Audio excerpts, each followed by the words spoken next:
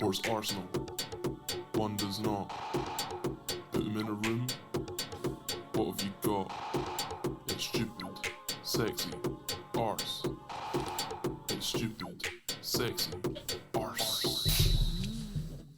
Ooh, and hello! Welcome to episode 2 of Stupid, Sexy Arse. I am Saul, and I'm joined with Kai again. How are you doing today? I'm okay. I'm very tired, but I'm here, so... Bringing that energy, that great energy to the studio today. I can't guarantee you good energy or a good show, but I can guarantee you my presence. I'm here. And that's enough. I'm that's here. enough. Yeah. Sorry, so it's been a while since our first episode. We must apologise for that. We know you've missed the dulcet tones of our voices, and I can only apologise. All 0 of you. At least 3. There's at least 7 unique viewers, and I'm so happy you're tuning in again. So it's been a while, mate. So basically, our friend Kai, he was a bit busy doing his university dissertation. You want to tell the audience how that was? Not really. I was busy with some uni work, but that's done now, thank God. So hopefully we can do at least one of these a year now. Right, yeah, bring up that pace. Well, I'm just trying to give the audience a bit of a look into your frame of mind of why you're so beaten down at the moment. Oh, yeah. A little bit of justification. I appreciate that. Cheers. Anyway, so there's a lot of news, obviously, since we've been off so a while, so I think we should fucking shut up with our preamble and just jump right into the show. What do you think? I'm all for it. Okay. So, first of all, it's been a busy fucking transfer window for Arsenal, hasn't it? So I think that's where we should start off, obviously. And if you're going to start with transfers, I think you should just start from the biggest one, which obviously is Declan Rice, Arsenal's new record transfer fee of over 100 million, about 105. So, a big fucking layout for their target here. I will clarify that is if we achieve the add-ons that are part of the deal. So I think the flat fee is about 90, if I'm not mistaken. Okay. Either way, biggest transfer in the club's history. Yeah, and a British record transfer fee for a British player, I think. Jeez, yeah. So what do you think about that? What do you think? Are you happy with them spending this amount of money on this specific player? Yeah, I mean, if you talk to pretty much any Arsenal fan will tell you we've been waiting for times like this for pretty much our whole lives. This one especially has been a long time coming. Do you know what I mean? I think the Rice rumours started a little after the World Cup, which seems like, light years away now. But I'm delighted to have it finally over the line, and he's looking solid. Nothing's really special from him yet, but I'm excited to see him, especially in the Prem. He looks good in the shirt, Yeah, it suits him, definitely. And let me take a quick, aside. I really like Arsenal's new home strip this season. It's really nice. My God, so sexy! Nice little white sleeve and the gold trim. I don't know, it's nice. It's funny nice. when the leaks first came out and I saw it, I was like, it's a bit. I didn't like the whole it blocked out white shoulder thing. I was never really a fan of that. But when I saw it on the players, I was just like, oh, this is beautiful. Sexual. Yeah. It reminds me of that O2 kit that Henri used to, in the Henri Patrick Vieira kind of era. Oh yeah, classic kit. Love it. We can only hope that is good tidings for what this team can achieve. Maybe on the same. Yeah, level. that was our last league win, I think, in that kit. So bringing back the good vibes. Anyway, back to transfers. Is there any part of you that is that worries about the price tag connected with Rice? Obviously, we see this sometimes when players move with such a hefty transfer fee. It kind of adds that added pressure. Are you aware of that at all? A little bit. I don't get too obsessed with that. Do you know what I mean? I think it's important to realise that today's 100 million is 10 years ago 50 or 60. Do you know what I mean? The market is just gone absolutely fucking nuts in the last 3 or 4 years. So it's not really 100 million to me. It's less to me, really, if we're talking in terms that we all understand. So yeah, I'm not that bothered about it, to be honest. Right, yeah. Okay, fair enough. But you do, yeah. Yeah, obviously. I mean, it's going to come with pressure. He's a big. If he came for cheap, it was going to come with big pressure because he's such a big player with a big presence around him. Do you know what I mean? It was always going to have pressure on it. But so far, he strikes me as someone who thrives on pressure. So yeah, I'm not worried about him yet. Maybe a year down the line I'll be regretting saying that. Who knows? Right, yeah. But for now, no, not really. Yeah. He does seem to have that strong, resolute personality. He seems like not unfazed, but he's just he's in control of his pressure. So he doesn't seem like the type of player where that is going to be a massive massive, problem. But Yeah. I do always just worry whenever you see a price tag that big, you just get flashbacks of all of the big layouts, like I don't know, like Fernando Torres in the past. Players like that who have I'm just trying to not think of quite players worked out. who had big price tags that really killed it. Are there any ones that I'm actually Killed it in a positive way, you mean? Yeah. Like fulfilled their value, fulfilled their expectations. I don't know. You've got Grealish is coming good now. Do you know what I mean? Last season was great. Maybe not 100 million great, but yeah. Then you're speaking again, and then it kind of speaks to that. You've got to kind of readjust with the values. Is just because there's been such a massive influx of cash, so yeah. everything's kind of inflated to what it used to be. Yeah. So speaking of the team of Arsenal as well, how important do you think this transfer is, and like how much do you think it'll improve the team and the results? What, this window or Rice specifically? Rice specifically, we'll move on to the other ones, but I want to talk specifically about Rice as the marquee one. It's hard to say really, because on the surface of it, you wouldn't think he's a player we need. Like Partey was one of the best DMs in the league for me last year. He dropped off towards the end and he got a lot of shit for it. But I think I remember on the first episode, I think specifically, you were kind of giving him shit because he had quite a terrible patch of form. Oh really? I think so. Yeah, I think so. But it was a while ago, so. I mean, I shouldn't have been, because for the most part, he's for the most part. for the most part, yeah, very good. He's one of our best players, if not our best. Do you know what I mean? So it's like Overall, I mean, he's top 3 definitely. Do you know what I mean? Yeah. He makes that position his own, and I think if you'd asked a lot of Arsenal fans prior to the World Cup, maybe if there's anyone they swap him for, they would have said no. Like, there's just no one who in the world really who can play that very specific role that Arteta uses his DMs for as well as him. Do you know what I mean? He's so good at it. But that being said, I think you can always do with a player like Rice. Do you know what I mean? He's that good that he just walks into pretty much any team in the world, really. Mm-hmm. So. And I like how you're like catching him right as he's on the up. He's reaching that mid-20s. Yeah, 20s, 24. So, but you're getting him for basically his golden years. If barring anything unseen, that this should be his best. Yeah. No, you should kill it. And it's interesting hearing Arteta talk about Rice, because the way he makes it sound is like Rice is the missing part of the puzzle that he's been looking for this whole time, and this was the transfer that's going to tie it all together. Like, I think. Someone mentioned that Arteta had been interested in him pretty much since he joined the club. Mm-hmm. So this is a really long time coming for Arteta. So clearly he sees something in him that's like, this is going to be my guy for however long I'm at Arsenal. Do you know what I mean? Really help him fulfill that system. And you got to love just the layout. More so, even just the player kind of shows like the club really getting behind Arteta in this project. But I really think they earned with how great they were last season, and keep building on that to.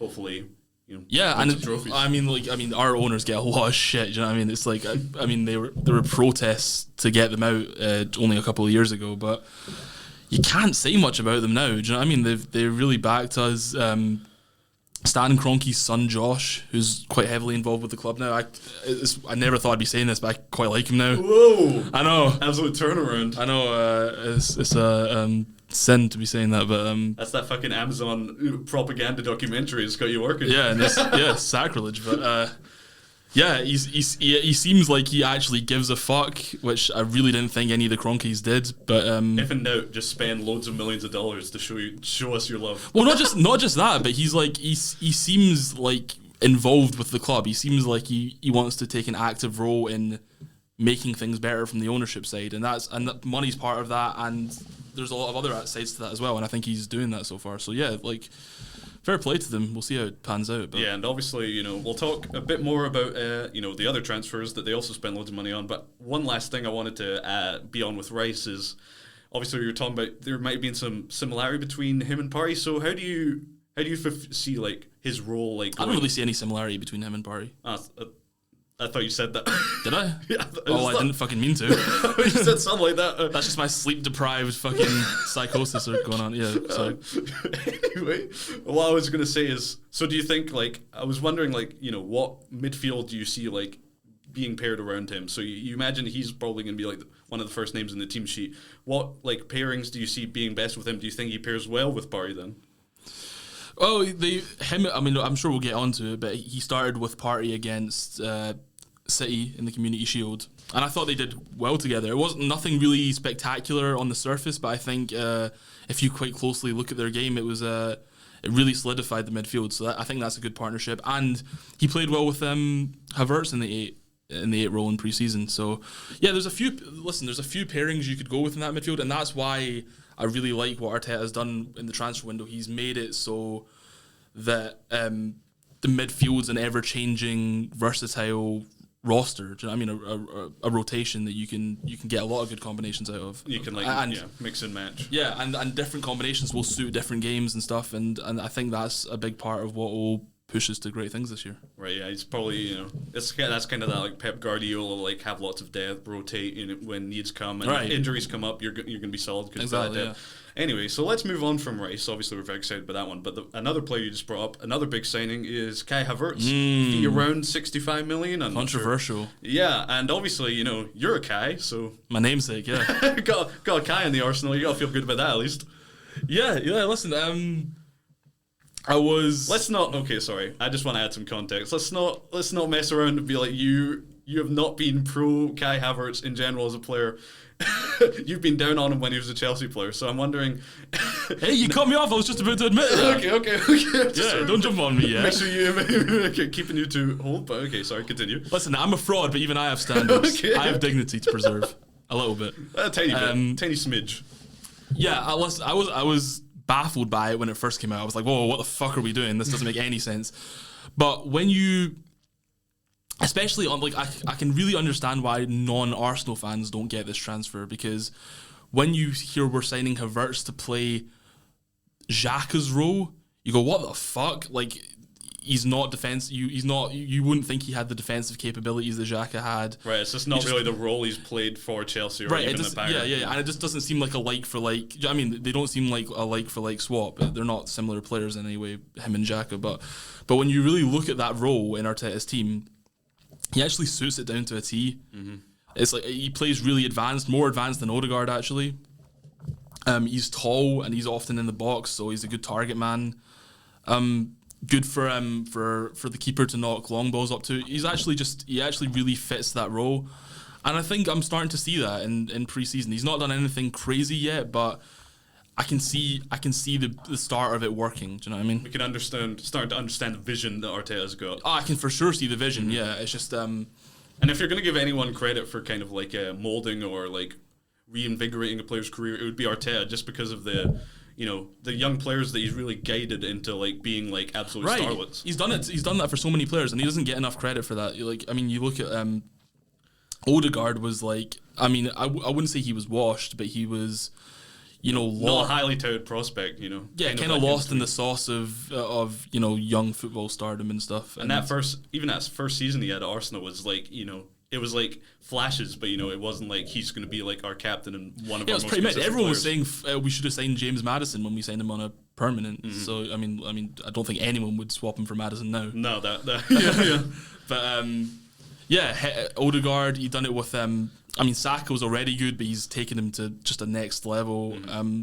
Ramsdale, there's just a bunch of players, and like most of the first team actually. He's taken them levels up under him, under his guidance. And the thing with Havertz is, obviously you said there that you think he was signed primarily to kind of replace that Xhaka role, but obviously with he's just being out, he's kind of in preseason he played up front like in the Community Shield. So yeah, just that one game. Yeah. So yeah, what kind of role do you see?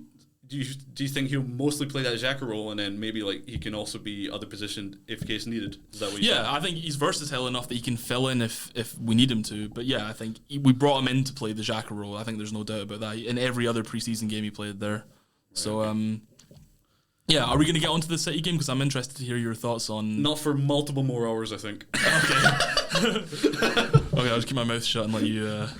We can rejiggle the segments maybe to get to that a bit earlier, because it seems to be coming up quite a bit. But I think that makes me feel more good about him, because obviously, he played up front in the Community Shield, and I'll put my bias up on Front Street. I am very annoyed by strikers who are inconsistent when presented with chances, and at Chelsea's in that game he was like he played kind of like a false nine role, so it's like he's good at like that playing in and being technical and all that stuff, but he's not a clinical finisher per se. Yeah, and that well, no one thought he would ever be that, did they? no, but If they did, you're a fucking idiot. no, I'm just saying that is partly, my perception currently of him has been marred by that because that always just grinds my gears in a specific way that it always bothers me. Yeah, that's fair. That's fair.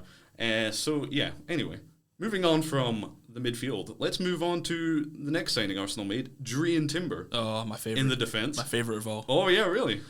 Yeah, Tell me your thoughts. Just I mean, that one was really out of nowhere. Just I don't think anyone expected us to get someone like him. We knew we were going to go in for a Xhaka replacement. Obviously, we knew about Rice for like months and months. Mm-hmm. We weren't really sure about what was going to happen in defence. So when Timber came in, it was a bit of a surprise. I knew he was highly rated, and I hadn't seen much of him. But fucking hell, this guy's a baller. Oh yeah. Just every time I've seen him in pre-season, he's just totally controlled games. He basically he does everything Zinchenko can do, but he's a great defender as well. Do you know what I mean? He's a perfect player to play that inverted fullback in Arteta's team. And yeah, he's gonna fuck shit up this year. Oh, I've got no doubt. I think he'll be our signing of the season. Really? Yeah. Wow, that's an interesting one. Yeah, because he's like kind of the least touted of the three, just because of all the Arsenal signings, he's the one that hasn't been played in the Premier League, so he's kind of more of an unknown. But even I did a little bit of watching of his like highlights in preseason, and it's like it all looks really good. You know, he's like quick. You know, he's athletic. So if they want to play like that high line and he can bomb down the wing, that's good. And he just seems to like really read the game really well. Yeah. Very an intelligent footballer. He's also got that weird thing of like, he's a bulky guy, so he can like knock people off the ball, but he's also agile. Yeah, because he's like kind of short, so he's like 5'10", I think. Yeah, he's got that low center of gravity thing where he can knock people off the ball, but he can also retain a bit of agility himself and go around people. It's a great combo to have for that role, especially. And I think what is key with him especially is his like. He's so like versatile, you know. So obviously in that Community Shield game he played like left back, but I think he's primarily like centre back, right back, so he can like fill in anywhere you need it across the defensive. Exactly, yeah. And I mean, you saw how we lost the title last year. It all hindered on Saliba's fucking leg. Well, yeah, and the defensive cover we had for him. Mm-hmm. And I mean, apologies to Rob Holding. Yeah, less said about that the better. Yeah, so if someone like Timber isn't going to solve that, I don't know fucking who will. Do you know what I mean? So no worries about like him coming into the Premier League. No, I mean no. What do you think? Nah, from what I've seen, he seems like competent, and he seems to like really fit Arteta's system. Like he's like he just picks out the right pass, and he's like great playing that ball. And obviously you play that high line, which Arteta will probably want to do to keep the pressure on. Yeah, for sure. He seems custom built for the Premier League. Do you know what I mean? Fast, strong, intelligent. I just think everything you could want for a Premier League player. Yeah, it's just I feel like there's such a stigma around like any centre back that's like smaller than 6'2". Well, he's not going to play centre back mostly, so we can fucking throw that out the door already. That's not really a big deal. Maybe. What, are you sure about that?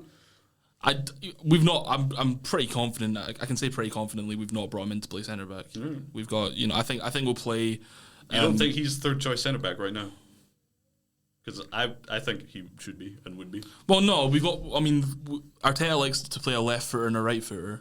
So on the left side it's Gabriel and then Kivior as backup, and then on the right side I think we'd play Ben White there before we'd play Timber there. Maybe even Tomiyasu, to be honest. Okay, fair enough. And moving on to the last thing, this is the one that is the most recent. So we kind of talked about a few of the other ones a bit off pod, but this one I really haven't gotten your opinion on is David Raya coming in as goalkeeper. It seems like a weird one. It seems so. It's like either a 30 million fee or it's like a loan to buy. I'm not sure specifically what the deal is. It seemed a bit mixed, but he's definitely coming in. What are your feelings on this one? Yeah, it's a loan with let's start with the transfer first. It's a loan with an option to buy, which is, I don't know how the fuck Edu's pulled that off. He's an absolute madman. I don't know why Brentford would agree to that. It seems really bizarre. He has a contract running out, so he's only got 12 months left, and I think he's pretty dead cert that he wanted to leave. So I think that gave him some negotiating power.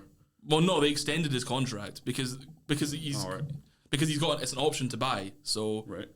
if do you know what I mean? If he didn't extend his contract, we just get him on a free at the end of the loan. Right. Okay. So they extended his contract for a year or two or whatever. So we'll have the option to buy for 27 million at the end of this season. Right. Okay. What I'm saying is like that. Either way, that leverage of him wanting to leave and specifically go to Arsenal probably gave him some leverage in making that deal happen. Yeah, I would have just I suppose. Yeah. Either way, that's not really important. I just want. I think they could have just got the fee out of us this season though if they played hardball a bit. Anyway, yeah, it was great business by Edu to get him on a 3 million loan because it means if it doesn't work out, we can just say fuck off, go back again. See ya. But yeah, it's a really weird one for me because I'm seeing a lot of revisionism from Arsenal fans online going, Ramsdale's not that good, he's a leaky goals. But last year... That's how all of everyone in the audience sounds, exactly like that. Yeah, I know. They're all sitting at home doing that right now while listening to this. Why are they speaking so long about the fucking loan fee? Just get on to the analysis. Yeah, sorry, you just knocked me off the thought. Sorry, I'm good at that. You're talking about Yeah, revisionism. Yeah, people were moaning about Ramsdale. But last season... we were all jizzing all over him. Oh my, okay. Because he's vivid imagery. I tell it like it is, baby. That's why he started playing like he had a bit of different form. He's like, please stop this. Because he had his shaky moments, but for the most part, he's a very, very good keeper. Top 3, top 4 in the league easily. Right. Okay. Yeah. So I respect Arteta for being a fucking madman and being ruthless enough to give one of a very good player some competition. And I think Raya is also a very good keeper. He's close to Ramsdale, if not on a par with him. Yeah, I think he's probably superior. I would be surprised if he doesn't win the starting job. I think it seems that way because Brentford concede so many more chances. You can get that impression of a player like Raya. Well, yeah, he has a higher save percentage with even the more shots. So that is, yeah. Okay, yeah. Yeah, the stats fall in favor of Raya, but you know, I mean, for me, the eye test says that they're similar level, right? Yeah, I don't think it's not like it's not like a massive upgrade, but I do think at least the statistics show that like he is like a nudge better in pretty much across the board. Yeah, and even I've like seen the stats. yeah. So he's like a bit more of a reliable shot stopper as well. So like that higher save percentage, even with suffering a lot more shots, is impressive. But I think the key thing is he is a superior like distributor of the ball than Ramsdale. Like Ramsdale is competent at that, but I think Ramsdale is definitely a step above in that grade, and maybe that's part of the reason. Raya's a step above. Yeah. The stats say that, but I don't know if the eye test says that. Ramsdale's distribution is very good. Do you know what I mean? It's, the long balls are very accurate. He's calm playing out from the back most of the time. Most of the time. Yeah, I mean every keeper makes mistakes. You're not going to find a keeper in the world that has never made a mistake. But yeah. Yeah, I'll be interested to see how that pans out. I'll be interested to see what Arteta's strategy for playing them is. Is he gonna, give one Champions League, one the league? Is he gonna, play them intermittently throughout both? I have no idea what the strategy is, but yeah, this is what we want. We want competition. Do you know what I mean? We want to get the best out of our players. That's why, yeah, it's another one of the main things I like respect about this transfer window is it seems like he's buying like premium level players for like each position, so it's like no one's position is fully like locked on. You really gotta keep fighting and keep playing for that place. No, and really that, though, really that kind no of like one's healthy competition within the squad, I think can only be good. If I think the only two positions you could really say are certain are Odegaard and Saka, and Saliba probably. Yeah. And maybe Gabriel. Yeah. Okay, there's a few. I think if you're gonna look at it, I think the centre backs are most dead on, and then like the other two, like they're probably obviously gonna start most games. But even if you've just got like that Havertz or that player just looking over your shoulder, I think it's gonna push you that 1%. I don't know if anyone's really pushing Odegaard and Saka for their positions, but it's not even about like the actuality. It's more about like the perception.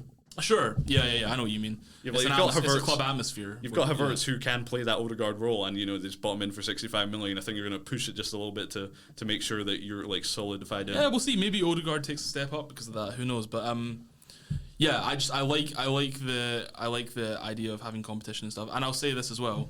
as much as I really like Ramsdale as a person, and I want him to be our number one keeper because I've got a bit of an emotional attachment to him. Did you read the recently Players Tribune article? Yeah, a really fucking harrowing read. Did you read that as well? Yeah. I didn't quite get through all of it, but I got like the gist. Yeah, talking about a lot about his wife having a miscarriage and having to play through that during the title. Yeah, really fucking tough shit.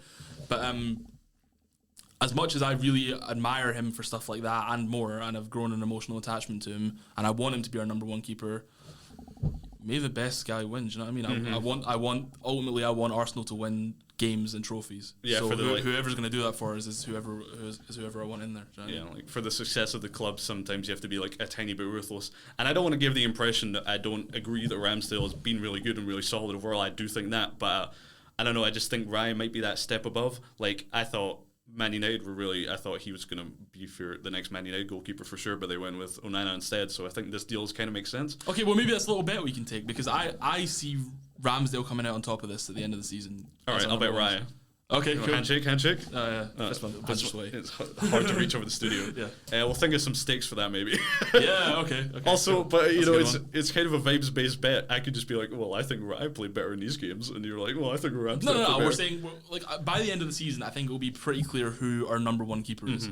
Like I don't see Arteta playing them one game on, one game off for the whole season. It'll be that until he decides who's better, and then they'll be the starting keeper. Do you know what I mean? So I think we'll know by the end of the season who it is. All right, okay. Yeah, should be an interesting one to look at. And that is, as of now, that is all the Arsenal transfers in. And you've got to say, it's a fucking banging transfer window by the looks of it, you know? What I really respect is it's kind of like, it's not like, it's like 4 players and you can see like the position, the like roles that they're all going to play. It's not like kind of like a Chelsea one where they buy like 12 players and we're like, we'll figure this out later. It's like we went in for these guys specifically because we have a use of them in the squad, and we think that they're gonna like improve our squad specifically. Yeah, Arteta and Edu have never been like that. They've never been like a buy for the sake of buying type management team. Always very calculated. I like that about them. Yeah. So. Last question on the incomings. Is this like the most like excited you've been for an Arsenal transfer window in a while? Because I can't think of an Arsenal transfer window where I've looked at the signings and been like, fucking hell, that's what you'd want. That's what you'd mostly ask for the window, as in like prior to the window opening, being excited for it, or excited with the signings we've made? With the signings in mind. It's up there for me. I mean, none of these signings had the weight of say like a Mesut Ozil. That for me, that was like that I've never felt about a transfer the way I felt about Ozil when I first heard he was signing. It was like it was a magical feeling almost. It was like, wait, no, that can't be happening. He's like the best attacking mid in the world. He can't be signing with us. There's no way. So that was pretty special, and I don't think anything's going to top that.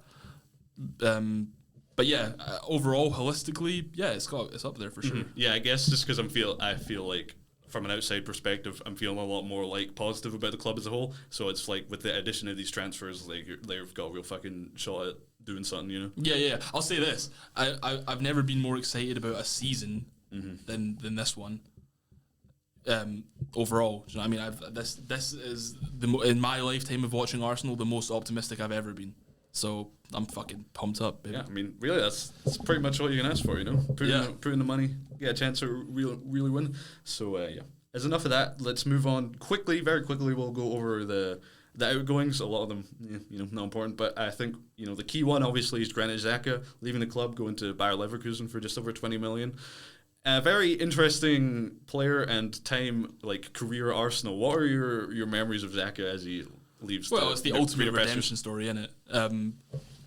0 to hero, just absolutely on the fucking ground at that point when he threw the captain's armband on the floor in the shirt and everyone hated him and stuff. And I think so many Arsenal fans thought that's it, he'll never come back from that. He'll be gone at the end of the season and sayonara. But I remember the fraud lord Hugh Wizzy was like, he's done at this club. And I was like, wow. we don't offer free promotion on this podcast. Oh, sorry. A massive burst in the numbers. The fraud lord can pay if he wants it.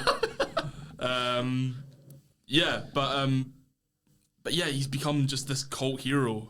It's funny because that kind of same temperament that it kind of cost him to be so angry and like in that moment is it never left. It kind of just stayed the same. Like he was always kind of a bit volatile, a bit like, oh no, he's on a yellow. Please don't get a second.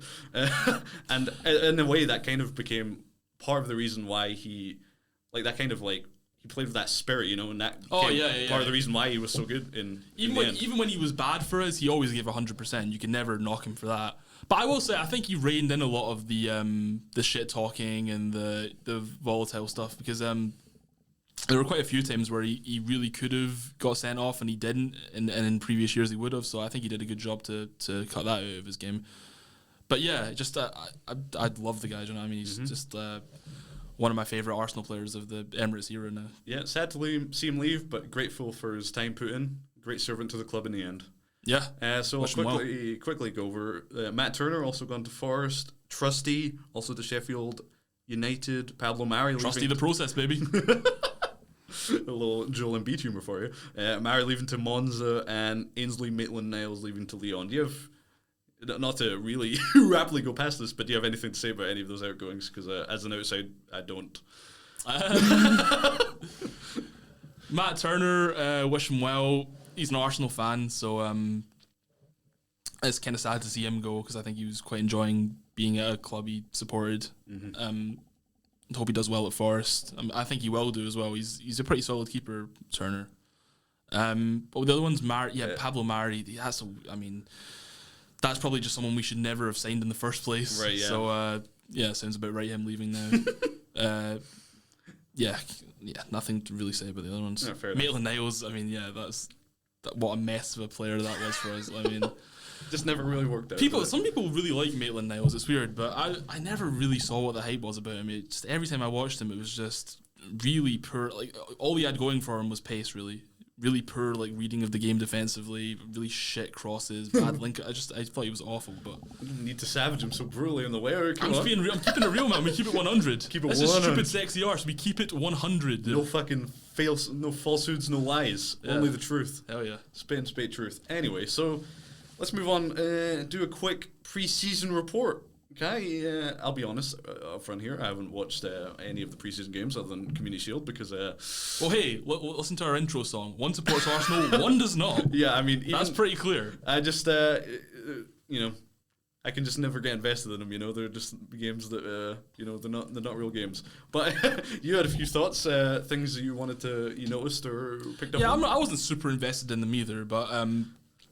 After months and months of no football, I was just gagging to watch us play. Starved. So. Yeah, exactly. So yeah, no, I enjoyed all the preseason games. I think I'm trying to remember them in order now. So we started off with Nuremberg. How'd you say that? Nuremberg. Nuremberg. Is that a little like Ozil eyes on it? Yeah. What's that called? Like an umlaut or something? Sure, sounds good. I thought we played was not that good in that game, to be honest. Yeah. If you're given a scale of 0 to 10, what was the overall rating? Oh god, it was so long ago now. I'm trying to think back. Like a 4 maybe. Okay, so yeah. And then I think it was the MLS All Stars game, which we played brilliantly in. Vert's got a goal. That was good to see. Kind of showed that this, like there's a chance that this could not be I think at that point people were going, he's definitely going to be a flop, and that shut a lot of those people up. So that was nice to see. Trossard on a fucking absolute madness in that game, playing like a fucking prime Santi Cazorla. Yeah, just a really solid performance all round. Then the United game, we played fucking dreadful. Really, really bad performance in that one. Yeah, that was a bit of a worry at that point. Had the next game not come along, I would have been really concerned about that, which was Barcelona, in which we played, just played them off the park pretty much. And that's when I was really like, okay, this season's going to come together nicely. And then the Community Shield, right? Okay. Which I watched that one. Yeah, well, you go and tell me your thoughts on that one instead. It was an interesting game. So like, let's do a specific breakdown. Go first half. You know that like first half of the first half, boring as balls. Nothing happened. But I think in the second, really. Half, I would have said we were soaking up quite a lot of pressure. I thought City were pretty good in the first half an hour. Maybe I have like developed like severe ADD recently, so it's possible that I wasn't paying attention. But for me, Haven't we? for me, it felt like in the first half, I don't know, it didn't seem like either team was really getting that many chances. At least I don't remember specifically. I haven't taken notes for this part. I don't remember specifically any chance that was like, oh, that could be a goal. And then in the second half of the first half, I really thought like Arsenal really kind of came into their own. They seemed to be like dominating the phase of play, and they had like a few a few chances, like none like specific like, oh, that should be a goal, but like a good few half chances that yeah. And then I don't know. And then the second half, things happened. It was pretty. It was pretty. Things happened. I thought it was pretty 50-50 in the second half. Just neither team really produced anything clear cut, but both teams played fairly well for the most part. I'm always interested in like Community Shields, like are they going like all out, or are they like trying to save something back? Both teams were going for it, definitely. I mean, I didn't feel like a friendly. It felt like both teams were trying to win it. A friendly with some silverware. And I'll tell you this: Pep Guardiola is a salty little fucking baldy. Salty baldy. When Cole Palmer scored that goal, absolute banger. You gotta give it to him. It was like Mahrez-esque almost. He just fucking curled it in perfectly. You gotta love to see that. Pep was like fist pumping on the sideline, cheering the crowd, way, and like cheering to his bench and stuff. And then afterwards, when he was talking about the loss, he was like, "Oh yeah, I don't care. It's a preseason friendly." What the fuck's that accent? It's pretty bang on. It's a preseason friendly. I think you should keep doing that accent. It's not offensive or terrible. Just a casual bit of xenophobia. We like to see it. You don't? He was. Then he was pretending like he didn't care about it. So, I think both. I don't think either. It would have devastated either manager if they'd lost it. But I think they both wanted to win it. Right? Yeah. Especially because it was reflected in the team's performances. I think especially because you got that like personal relationship between them. It probably adds just a extra tiny bit of spice there. Yeah, and let's be real. It's probably the two teams that are going to be competing for the title this year. So it's an indicator of what's to come. Do you know what I mean? There's a mental aspect to games like that as well. Yeah. What's interesting is I actually did some statistician work about this, because I was interested in. Oh God, you're going to show us up here, aren't you? I was interested in Turns out Man City had 95 shots on target and Arsenal had 2. It's more of a broad perspective. I was interested in people that had won the Community Shield, how many of those had then won on to win the Community Shield and then win the league? Do you know about the curse? Yeah, so I wanted to get it numerically. So from what I've worked out, it's 8 out of 31 times has the winner of the Community Shield then gone on to win the Premier League. So that's a success rate of 26%. So hearing that, does that worry you about Arsenal's title chances this season? If anyone can break a curse, it's my fogging manager, Mikel Arteta, Tricky Mickey. Bring that shine that light bulb through the mist of the curse. Yeah, find your way to a Premier League title. He's the anti-Juju, Mikel Arteta. You know what I mean? He's always good vibes. Yeah. But yeah, when I found that, I was actually shocked. I thought it would be a little bit higher than that. Yeah, if vibes break curses, then who has better vibes than Tricky Mick? Tricky Mick. You've pulled out all these different nicknames. No, I'm just, I'm keeping it real. Anyway, let's finish. Well, wait, I want to talk one more thing about the Community Shield. I was going to say, before we move on from the Community Shield, I was going to talk about, Trossard's goal. He scored that goal. Yeah. Kind of a fluke, but, if you take enough shots. Not a fluke. He took a shot at goal and it took a deflection. Yeah.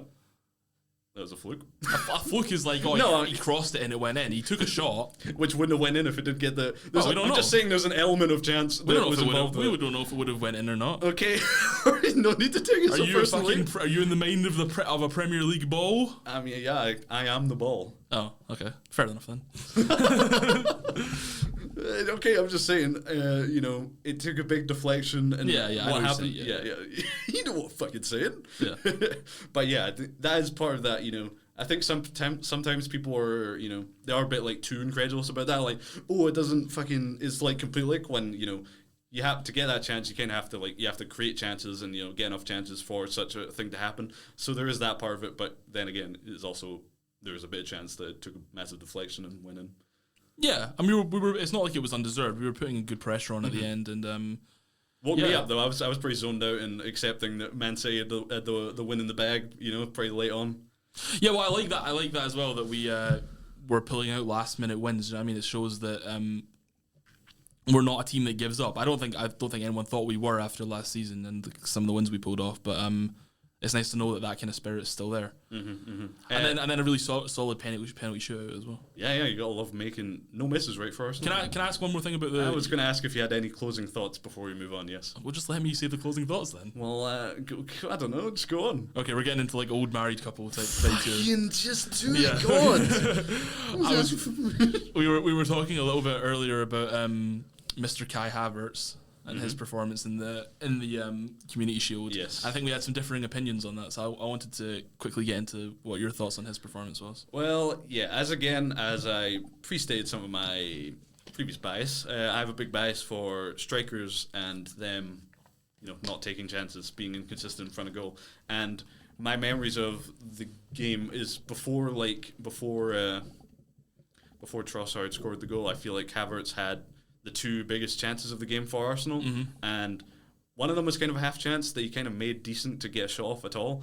He was kind of like shifting his body, and that one I wasn't so mad about, but I felt like he had the biggest chance of the game, and he kind of just, it wasn't a great finish, there wasn't much stank on it, he just kind of put it right at the goalkeeper, and that annoyed me. So yeah. That's fair enough. The finishes weren't good, but I'll say about that chance he made, that was a very difficult ball that he received there. It was like behind him, he had to swivel and take under control. I thought he did great to do that. But I'll say, as much as I agree with your take on his finishing, it clearly wasn't good enough. I thought it was a very well-rounded performance and probably his best of pre-season. The link-up play was great. His touch was immaculate. And did you watch the that skills challenge in the MLS thing? Why do you think I would have? Well, just because it was going viral because everyone was taking the piss out of how bad he was. Oh, right. No, I haven't seen it, no. Well, there was a volley challenge where someone had to keep crossing a ball in and he was meant to take it down and shoot. He missed every single shot. Damn. He just blazed every single shot over the bar, and it was like getting clipped up all over the place. Everyone was calling him a flop. And that was, for me, that was a bit like, okay, it's an MLS skills challenge. Let's not take it too seriously. But there was a little part of me that was like, oh God, is that his touch? Please tell me that's not actually his touch, right? But are you Lukaku in disguise? Yeah, for real. But in that Community Shield game, his touch was immaculate. There's so many times he was taking balls down at the sky and just, dropping them on a penny. So yeah, I thought bar the finishing aspect of his game, I thought he had a great game, really well rounded. Yeah. One of the best players on the pitch. Yeah, that is definitely fair. And it's like those are the aspects of his game that I was like kind of I guess it's like am I coming in with bias from this transfer as well? Like, am I looking for mistakes? Because I was already kind of confident. Like, I knew he was like technically good and he was a good passer, and even like pretty decently like in terms of like a defensive actions for like a player that usually plays up front. So yeah, he really understands pressing angles. Havertz. Yeah. A lot of people don't underestimate that side of his game. He's very aggressive off the ball, and I like that about him. Yeah, so I might have been a bit too focused on the finishing as such, and that might have pre-weighted my opinion overall. Wouldn't that just be a dream if he flopped at Chelsea for 3 years and then comes here and absolutely fucking tears up the league? Oh my God, I can't think of anything sweeter than that. Nothing sweeter. I think that's where we'll end our pre-season update. That was interesting, Yeah. See if any of it matters when they come to games that actually matter. Hope I did it justice. Yeah. And we'll move on to our next segment. So I wanted to take a quick look at a quick peek at the other important transfers around the league, And the way we're going to do this is me and Kai. I gave Kai a few superlatives in which he was to fulfill which transfers he felt fit the superlatives. I also did this, and we're the heads of a yearbook committee, and these are such as the superlatives you would get in a yearbook. Ooh, fun. Yeah. Let's play some yearbook-esque music. Are you ready for this? Oh, we've got it 2 times speed. I was watching Sunfast Live earlier. Nice. Yes. Put it in normal speed. There you go. It's copyright free? I think so. I think so. Yes. Got that high school feeling going on. Okay. So what's the first superlative you filled out? What was it? We're doing like one each. Is it like a back and forth thing? Nah, you just say what one you did first, and I'll tell you what my candidate for that role is. I think deliberately. So you left this up to my interpretation of what these mean. Some of them I was just like, what the fuck does this even mean? Yeah, so basically what I did is I just looked up superlatives that were used in actual high school yearbooks, and and basically we're going off what we think each of those happen. Right, yeah, so I mean, given what you were thinking about them when you wrote them down, I could have misinterpreted some of these completely. Who knows? Yeah, I'm excited to see which way you went with them. This one's pretty clear cut, most likely to succeed. I mean, take a guess at who I put down. Based on what we've just talked about. I'm thinking you went for Moussa Diaby at Aston Villa, I think, maybe. Definitely not. It's Mr. Jurien Timber. Who else? Mr. Jurien Timber, okay. Who else? So do you anticipate him getting a starting spot for Arsenal? I mean, there's going to be rotation just because there's so many good players that play in those fullback roles, but I think he'll be the standout this year, definitely, out of those. Yeah, fair enough. For me, I went with Alexis McAllister from Brighton to Liverpool. That's a good show. That's a good show. First of all, he's got that semi-Scottish background, so gotta love that. But I thought it was Irish. I think it's Scottish. Is it? I could be wrong. I'm pretty sure it's Scottish, but isn't Mac? Oh no, wait, Mac is Scottish. Yeah. It's Mick. Mick is Irish, right? I don't know Irish. Don't ask me anything about the Irish. I'm not Sandy Jenkins. Anyway, so yeah, he's basically, he's Premier League proven. He got a cheap deal, so he doesn't have any of that massive price tag we paid for this player. It's a lot less pressure in that way, and he's going to slot cleanly into that Liverpool midfield because they kind of did a lot of clearing out. So he's got guaranteed the minutes, and Just very quickly, I know you want to get through these. What do you think of that Liverpool midfield? Because it's like an all vibes situation right now. No defense, just all attack. I mean, pure vibes. what are you thinking about that? I mean, from a fan perspective, I respect it, but if I was managing them, I might be a bit worried. So I wonder if they're done buying players or they might buy. I think they're trying to sign Lavia right now, and I heard they put in a bid for Caicedo. Yeah, so that as well. Yeah, to kind of finish out that because. Yeah, the main thing for me is they're kind of lacking in a bit of depth in midfield now because they sold off 4 or 5 of the players. Yeah. And now they've it's they're all attacking players. Yeah. So what is their midfield right now? It's Soboslai, McAllister, and maybe Elliott again, maybe. Oh my god! I don't know who the third player is. Unless Thiago, maybe. That's going to produce some 7-6 scorelines and stuff. Yeah, exactly. Fun for the neutral. Yeah. Yeah. So those are our candidates. Okay. Maybe we'll have the audience can be the deciding vote in which one actually gets put in the yearbook. Okay. So anyway, go on to your next superlative. Okay. I'm interested to see if we have any of the same choices for them. Life of the party. Who else but the most interesting player in the world, James Milner? I almost did that. Did you? Yeah, I was like. That was my joke answer. For Rio, I put Declan Rice just because he seems like a super upbeat, an introvert's worst nightmare. Really? Okay. Yeah, just really. Have you watched interviews with him? Because that's not really the vibe I got from him. I thought he would be an introvert. Oh my god, no. No. I've watched all the behind the scenes stuff from Arsenal's preseason, and he's fucking insane. He's like a coke fiend, just non-stop energy, 100% all the time. The life of the party, essentially. Right, fair enough. So I interpreted this one a bit differently. I went with Christopher Nkunku at Chelsea, and my interpretation of this was more when I watched them play, it's like a party vibe. So oh, I see. Okay, yeah. Your interpretation was also valid, but I went that because I watched some Nkunku clips, and he was just he was so funny. He was doing skills, runs with multiple roulettes. He loves a chip, a dink, which is just probably my favorite play in all of football. And he's also just fantastic free kicks, which are my second favorite play in football. So when I watch him, I feel learning something new about you, getting a good time. Obviously, sadly he's injured, so no parties for the next month or so. Yeah, that is. I'm never wish injury upon anyone, and I'm pretty happy for Chelsea to do poorly. But that was a bit of a shame. Never wish harm. That's not the way you want to win, No, yeah, and we're good enough to beat Chelsea fully fit anyway. So I'm pretty happy for them to have other players. Yeah. So next superlative, sir. Best to be stranded on a desert island with. I put a little bit of thought into this one because I really didn't know how to interpret that. Right. Okay. I ended up going with Mark Flecken, the new keeper for Brentford. Why? He's 6'5", lots of meat, I need the meat. Oh my god, you're gonna eat him? If I need to eat a guy, it's gonna be someone with a lot of meat. I'm a big guy myself. Oh my I'm a God. big boy. I need the energy. So, I thought you were gonna say you could like carry wood or be useful in terms of strength. oh yeah, until I take him out and give him a nice roast. Oh yeah, because to be fair, yeah, you'd want to be alone in a deserted island. That's like your dream. Yeah, No problem. and it might keep me alive for a couple more weeks. So. Funnily enough, for this one, I chose James Milner is who I would. Oh really? Yeah, because see the way I was looking for, like, I don't think I would do well on the deserted island, so I need someone who's going to be there, he's going to be dependable, he's steady hand, and Milner is that, he's always steady, he's always going to be there, he's reliable, Versatile. You can be hunting, you can be gathering, Exactly. you can be making the shelter. You can make some, you can do the banter. So that's who I went with. He's gonna help me stay sane on the island, I think. Yeah, I like it. Cutest couple that never was.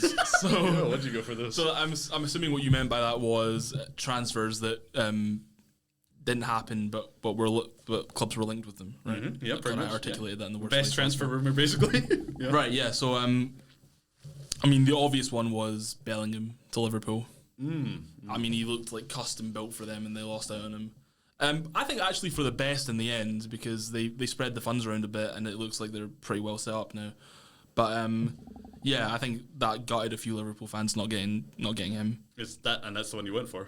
That's the one I went for that one, or the other one I thought might be valid is Caicedo to Chelsea, depending on whether they get him or not. Yeah, that one still Because seems. I think they really fucking need him. If you look at their midfield depth right now, it's actually awful. Because they've just, Yeah, I was doing a bit of that as well. Yeah, because like they had this reputation of this huge bloated squad last season, but they've sold off so many players now that actually they're lacking in midfield now. Yeah, it's got Like like, if Enzo gets injured, that's a relegation midfield. yeah, they've got like Enzo and Conor Gallagher, and then before that it's like 4 academy players.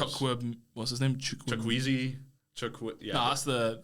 yeah, it's the other guy. Yeah. but it's kind of We know the guy we're talking about. Yeah. You know. So, but you're going with Bellingham to Liverpool. That's funny because I almost went with Bellingham to Arsenal, but then I went against that because that was only a transfer rumor within my own mind. Yeah, I was just gonna say. That was a personally made up transfer rumor. So instead, I went with one that kind of may still happen, but it looks less likely now. Is Harry Kane to Bayern Munich? I don't know if it looks less likely. They just accepted a transfer bid, but I don't know. I saw someone linked in a group chat I was in that it said that Sky Sports News reports that it looks like Harry Kane won't accept. So I don't know. But Apparently he's edging. He's edging towards staying. Apparently, which is interesting. But I think it's still up in the air. I think it could go either way. Either way, that's the one I'm going with because if that doesn't happen, that's very interesting in terms of like what happens with Kane then and. Why wouldn't you take that? What do you, from a Spurs perspective, and I mean, we hate to think about things from a Spurs perspective on this podcast, but if you had to go into one of those tortured minds, what are you hoping for from the situation? Would you take the 100 mil, or would you keep him for a season? I mean, yeah, I guess from that perspective, what you would want is you just probably want him to like re-sign, but if that's not an option, then you. Well, yeah, taking that out of the equation, obviously, you'd probably want to sell him, right? You don't want to lose him for nothing. That's worst case scenario. That's DEFCON 5. Well, I've heard, yeah, I that DEFCON 1, whatever way, whatever one's the bad one. Let's not get canny on this. You would think that on the surface, but I've heard from a lot of Spurs fans that they're saying stuff like they don't think the 100 million they'd get from Kane would be invested well enough to justify not have even just a single season more with him. Do you know what I mean? That is, which I can actually understand because Spurs' investment has been so bad in the last decade or two. Yeah, I mean, I can understand that they don't really trust them to do anything with 100 million that if they get him. Do you know what I mean? That is, it's understandable, and I guess maybe it's also more like a symbolic, like we don't even want to. This is probably the best player in the history of our club, at least best career that club. Gotta be, surely. Yeah, surely. So even like kind of reminds me of like when the Phoenix Suns in the NBA they like traded. Or they like didn't re-sign Steve Nash, and then there was like why would you do that? You got to do anything to keep this guy who's basically the biggest player in the history of your franchise. So I kind of get it in terms of that, but I mean I don't know, 100 million as opposed to 1 year, which seems like it's going to be a mostly rebuilding year anyway with a team that doesn't have that much hope, at least in my opinion. They're not even in Europe, so. Well, the other thing is the window is we're running out of time a bit. So had they done this at the start, maybe been a bit easier. How they'll reinvest 100 million in the space of how long's left, like a week or something. A few weeks, yeah, I don't know. I don't know exactly. They'll have to hurry up a bit, but I mean, for me, it's not even that they would have to reinvest it immediately. You could just save it and reinvest it in the next summer, because I know it's better than losing them for nothing, in my opinion, even if you don't trust the club to fully recoup that, which even if they spend it as wisely as possible, you're probably not going to recoup the value that Harry Kane brings to Spurs, just because he's carried such a heavy load there that it's just you're going to feel an absence no matter what. And that's what I'm looking forward to, because they will truly be in the mud without Kane. Do you know what I mean? You're salivating. I've never seen a club rely on a player so much. Saliva just throaming from your mouth. Yeah, so I can't wait, yeah. Anyway. I'm rock hard, baby. Enough of that Spurs talk. Let's move on to your next superlative. We've got a few left. Biggest drama queen. I went with Andre Onana. Right, okay. Just thinking behind that one. I think just on and off the pitch, he seems like a big character that's going to cause some controversy this year. Like playing on the halfway line as a goalkeeper, playing more advanced than your own centre backs is always going to, produce some interesting situations in game. Cause some drama. So on the pitch, definitely. And then off the pitch, I don't know if you saw any of his interviews, but he's very much like a volatile interviewee. Okay. Outspoken, you mean? Yeah, like very much like fuck you if I've had a bad game. You're not gonna influence me at all, and I'm the best in the world if I've had a great game. Like a bit of a Zlatan type character. Right. Okay. I got the sense. So that's what I went for. Chance to rustle some feathers there. So for this one, it's not my strongest one, but I felt obligated to choose it anyway. I went with Sandro Tonali from Milan to Newcastle, which might not be fair because he clearly doesn't want to be there. By the way, yeah, that's why I chose him, because I expect he kind of seems like a model professional, and he'll probably put that to the side. But yeah, if you saw, there was a big video going around of him being shown around the Newcastle changing rooms, and he just seemed like he was like a child who was taken to the shops against his will. He's just like, he didn't want to be there. This is better at home. Oh, Mom, why have you brought me here? I could be playing PS5 in Milan, but instead I'm in fucking Newcastle. Yeah, you look miserable. Yeah, it's actually quite sad for him, because he's a big Milan fan apparently. Mm-hmm. So that's going away from your boyhood club's never going to be easy. Yeah. So that's why I chose him for that, because it's maybe it's possible he gets so sick of Newcastle that it causes some controversy, but yeah. So that's what I went with. What was your next one? Best hair. Best hair. I chose this one because basically in the first episode I was so obsessed with Talon's hair. I felt I should. Okay, you go first then. All right. I think there's only really one choice for this one. It's Tahith Chong. Did he move this year? He joined Luton Town from Birmingham, and did he? That's a good signing for them. I didn't know that. Yeah. So when I was looking, I was basically just looking at people's hair on Transfer Market, and his was the main one that stuck out. So if you haven't seen it, it's it's big wavy curly hair. It's kind of like Fellaini, but instead of pointing out and upwards, it's down and to the side, but it's the same type of big out there. His hair is wicked. Yeah, I mean, if I'd known that, I would have gone with it. Right. Yeah. That's a good signing for that. Did you hear Barkley went to Luton as well? I did see that. I think it was on a free, right? Was it? I didn't know it was on a free. Yeah, that's good business from them, definitely. That's mine aren't nearly as good as that. So, I went for Soboslai. Okay. Or Nkunku. I like his braids. They were pretty. Yeah, that was another one I was considering. What about Soboslai? Isn't his just like a little? Yeah, it's like a bit of it's like quiffy type thing, but it's nice. Just nice and neat. Okay, fair enough. Yeah. I do think mine's is the winner there. Yeah, for sure. Yeah. Yeah. I mean, we'll let the audience decide. Anyway, moving on to the next superlative. I think we got 2 left or so. Biggest glow up. Mm-hmm. Yeah. See, I was struggling with how to interpret this one. Take me through your thought process. So at first I was thinking so is it the player individually has had a glow up, as in they've got much better within the space of the last couple of years or whatever? And I was struggling to find a player that really fit into that. So I was like, okay, what are some alternative ways I could look at this? So I was thinking a glow up in terms of the club they've gone from and moved to. So that's essentially what I went with. Mm-hmm. And I went for Harvey Barnes, from relegation fodder Leicester up to Champions League Newcastle. Mm-hmm. I thought that was a pretty good one. Yeah, no, that's fair interpretation. That's basically the way I was looking at it as well. Oh yeah. So yeah. But I kind of took in like the player's specific positioning within his career and where it seems like the transfer will take him. So I've gone with Nicholas Jackson, the new Chelsea striker. So they obviously signed him from Villarreal, and I think that in itself is a pretty decent jump. Although Villarreal is like a respected club, but not quite the same level. And he's probably gotten a big pay rise as well, so factor that in. But looking like an absolute beast in preseason. Exactly. Did you see any of those highlights? No, I've just taken your word for it and put him in my FPL team. So I hope you're right. Yeah, no, he's really, really impressed me. I'm actually quite scared to see what he could do for Chelsea, because if he plays anything like he did in preseason, he's going to be a serious player. Right. Yeah. So yeah. Exactly. So I've taken that into account, and even at Villarreal, he's kind of like he only had like one season where he played, and even then it was only like he only played like half the games of the league. So I think going from that to like starter for Chelsea is quite a big lope. So that's what I've gone with. Okay. And on to I believe this is the last superlative. Final one. Yeah. Yep. Most likely to survive in the Hunger Games. Yes. Is that really a category you found online? Yeah. I didn't want to put any thought into it, so I looked. Right. Yeah.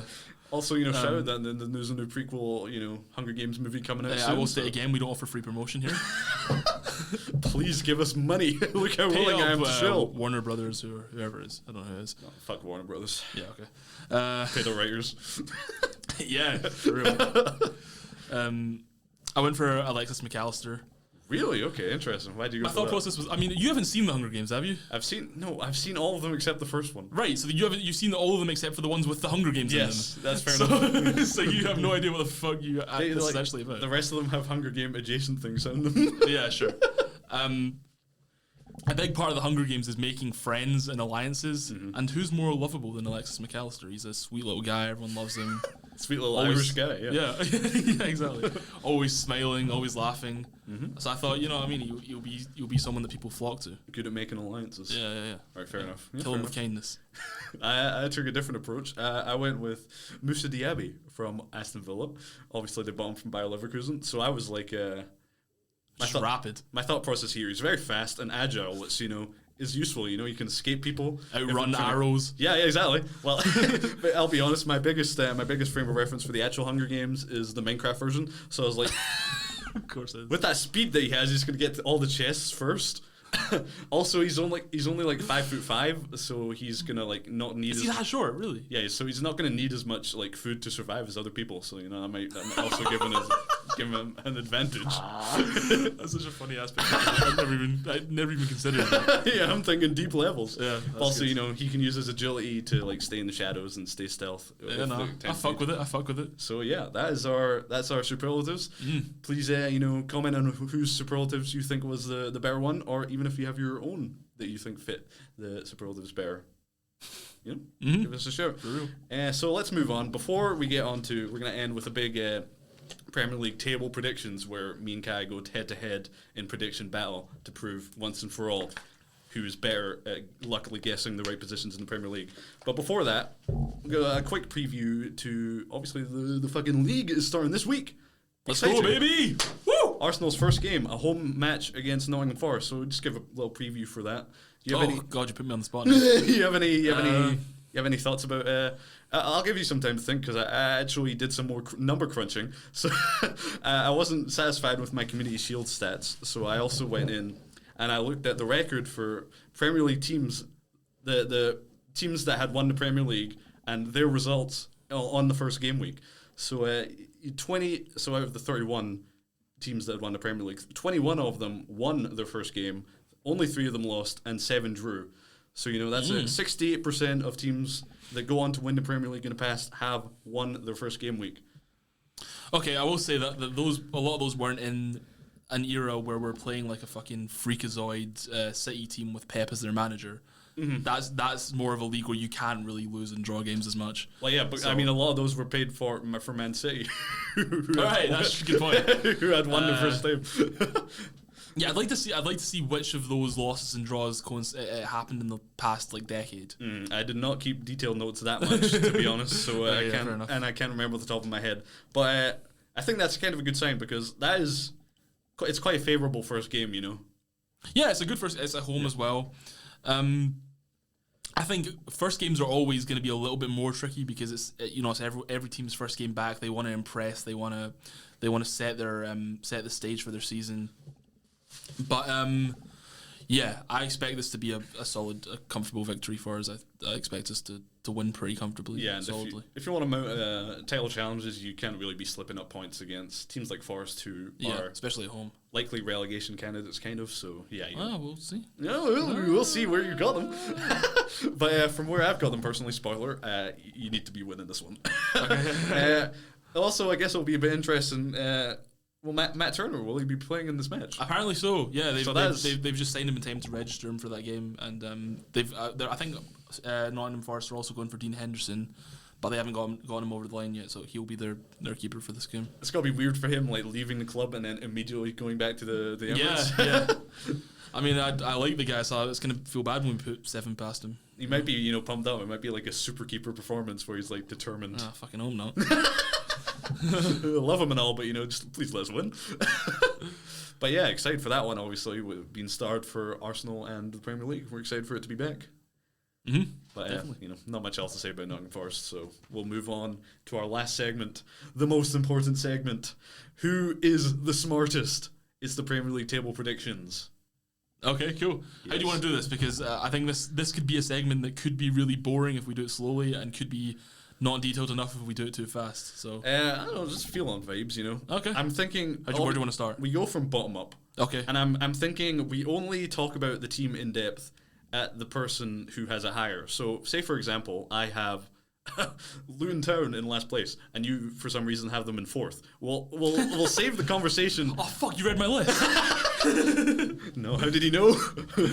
Absolute mad show of just putting Luton in first. The boyhood dream. But yeah, we'll just delay the conversation until we get to that higher position, and then we can discuss why the positions. And obviously, we've got some stakes for this. We're at the end of the year. We'll calculate how well we predicted. The classic model of if I have. Say, they know. Yeah, they know. But if you fill places out, we'll calculate that. Whoever, we'll probably put some stakes on it. Loser has to eat a chili, perform a rap, write a poem, something like that. Those things don't seem on a par with each other.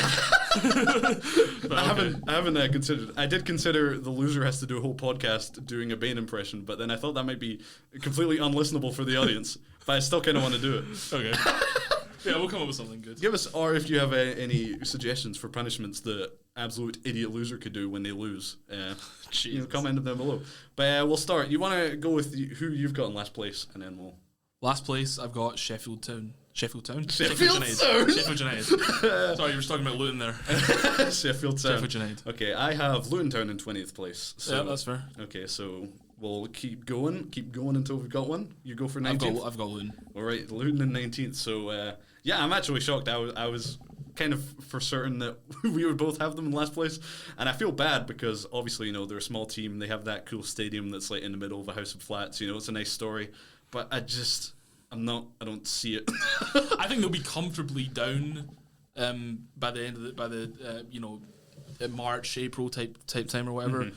But I think they will be above Sheffield. I heard Sheffield just lost one of their best players in NDI, I think his name is. Yeah, the top goal scorer, of last season. Yeah, so they look really in the mud right now. So and Luton's got that kind of they've got power to 19th off good vibes. Yeah, they've got the vibes. The vibes are on their side, so I think that can carry them to 19th. Possibly, yeah. I mean, I'd love to be wrong. I'd love them to even stay up. I'm just. I think pretty much everyone wants them to stay up. Yeah. From a neutral perspective, you gotta love the story. Yeah, but also, sure. I was doing a bit of research, and they scored like 57 goals in the championship last season, and that's staggeringly low. I thought that was really low, and I'm not sure the transfers that they brought in are quite enough to like beef up that offense. What did you know Sheffield scored? It was something around like 70, 75, somewhere in that range. Okay. I didn't note it down specifically, but because I just remember the Luton one being like, that is fucking low. Yeah. And I worry about them.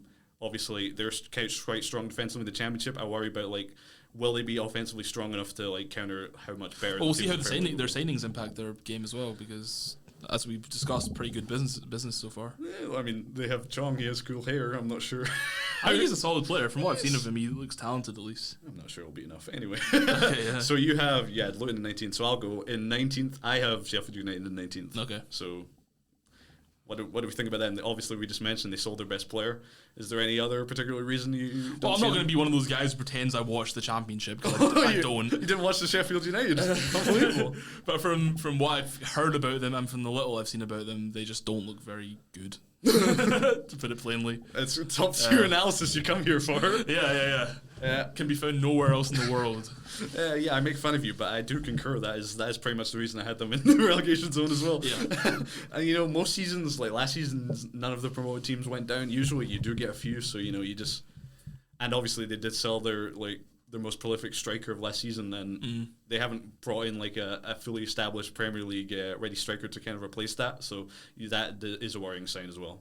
And obviously, no Chris Wilder, my boy. Yeah, I mean that was their biggest fuck up, wasn't it? Even though, he took him down. Anyway, let's go to 18th. Who do you have in 18th? This one's a bit of a shock, probably. Last relegation spot. I've got Wolves. I also have Wolves. Really? Wow, I did not expect that. I mean, when I was doing just like a bit of research, you realize like how fucked they look. Yeah, and Lopetegui just left as well. Just like a day ago. Yeah. Like right before the season. Yeah. What the fuck happened there? I know, yeah. If that was just his off his own volition, he just decided to leave at this point, that's a real dick move. Do you know what I mean? I really feel like, I don't know, unless it's not clear as of maybe there's some behind the scenes stuff what going happened, on. but it does seem like some fuckery because they sold Ruben Neves. He went off to Saudi Arabia, took the blood money. They sold Raul Jimenez, who he was injured for most of last season, but I don't know, maybe he could come back into form because Wolves, the whole time they've been in the Premier League, have been they've struggled for goals. They've mostly stayed up on the strength of their defense. Yeah. But even last season, they weren't that strong defensively. They conceded 59, and that was with the manager Julian Lopetegui, very respected manager. He managed Spain, Real Madrid, Sevilla, and now they've gone to Gary O'Neill, who he's managed one season of Bournemouth last season. He kept them up decent enough, but they were also very leaky defensively. So I don't know, unless something changes in the next week before the transfer window happens, they do look like a mare, and you kind of envision them to be like that Southampton team where even though they've been established in the Premier League for a decent time, it's not looking good for them. I will say I think it will be close. I think that one will go right down to the last few game weeks, but I do think they'll go down. Mm-hmm. Yeah. And you've been so high on them in the past. I thought you might. Because I've always been a bit suspecting they might get worse overall just because of how bad they've been offensively. But in our conversations in the past, you've been like, nah, they're still good. Okay, I don't recall. You don't recall fucking anything. Anyways, we've both done a relegation. Wait, who are you again? Sorry, go on. So that's our relegation zones. Who have you got just surviving in 17th? I've got Everton. Okay, I've got them a teeny bit higher. I've got Nottingham Forest in 17th. Oh, this is going to be interesting. Okay.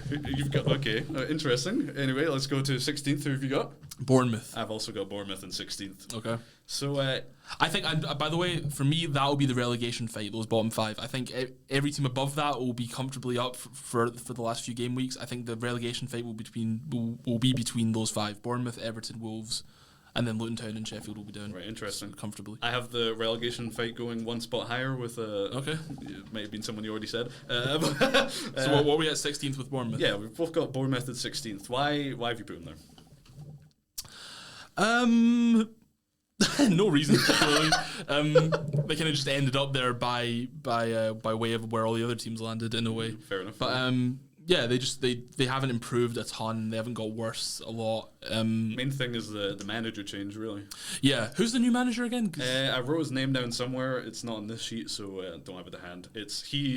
I know he came in from Rayo Vallecano. He got them promoted and kind of situated them in La Liga, so he seems decent enough. But obviously, it's the first time he's managing in the Premier League, so we'll see how that translates. Yeah, so I don't know how that'll work out, but basically they didn't lose anyone major. They brought in a few people, nothing game changing. So I imagine them being around the same there. 16th. Who have you got on 15th?